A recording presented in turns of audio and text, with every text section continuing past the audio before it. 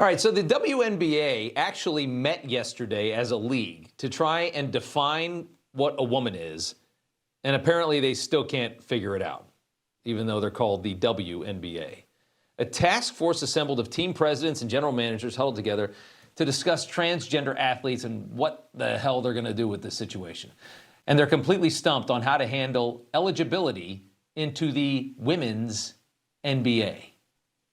Eligibility. In a statement to ESPN, the meeting covered a wide range of topics, including ongoing discussions on transgender athletes and the continued hate and vitriol directed at players online. There are no immediate eligibility matters affecting the WNBA, and we strongly denounce the bad faith efforts to use these topics to demean or marginalize others. That's the statement that came out of this very difficult meeting. Jennifer Say joins us now, founder of XXXY Athletics. Payton McNabb also with us, a young woman who suffered severe head trauma competing against a biological male in the sport of volleyball. Ladies, good to have you here. Jennifer, it's just incredible that this meeting took place, and then they actually admitted that they came out of it, they didn't know what to do. What are your thoughts?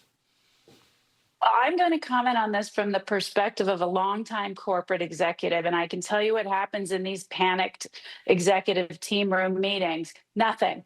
They didn't discuss what a woman was. They discussed how can we say nothing but seem like we're saying something. That's what they discussed. They discussed how do we quell this negative noise. They did not discuss how do we make a decision, how do we make women's sports fair, how do we make women's basketball fair. Because here's the thing, Rob, it's so easy. The IOC has set the rule to protect the women's category. The WTA has set the rule. All the tennis players supported it. That's all they have to do.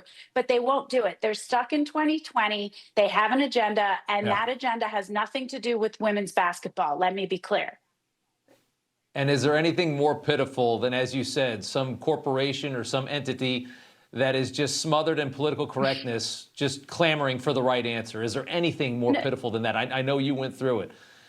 No, this whole league is a joke. I mean, look, we all saw Stephanie White defend the player on the opposing team when that player clotheslined Sophie Cunningham and took her down until she was bleeding. Like, what kind of coach defends the player on the other team? She said she didn't see it, which isn't true, is obviously not true. But if you didn't see it, why isn't your default position to defend your own team? This is it's ridiculous. The whole league is a joke.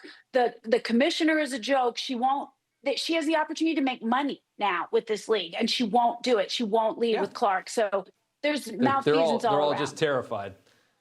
Payton, there's now two former NBA players, 6'10" Inez Cantor, Freedom, and 6'8" Royce White, sending a very clear message to this absurdity by simply saying, we're going to join this league and totally dominate. And wouldn't you think, Payton, that, I mean, these ladies are now suddenly getting paid. I mean, the contracts are getting large. They're making hundreds of thousands of dollars, some of them over $1 million now.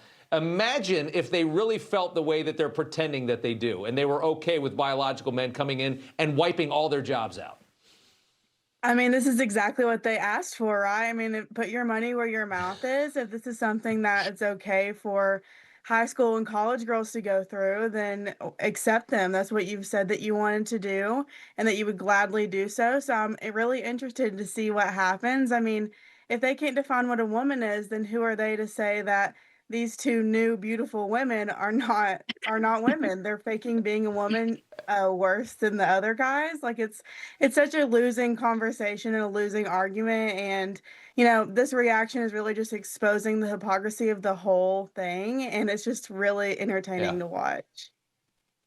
It is. I mean, the one thing about it is it's entertaining, as sad as it is.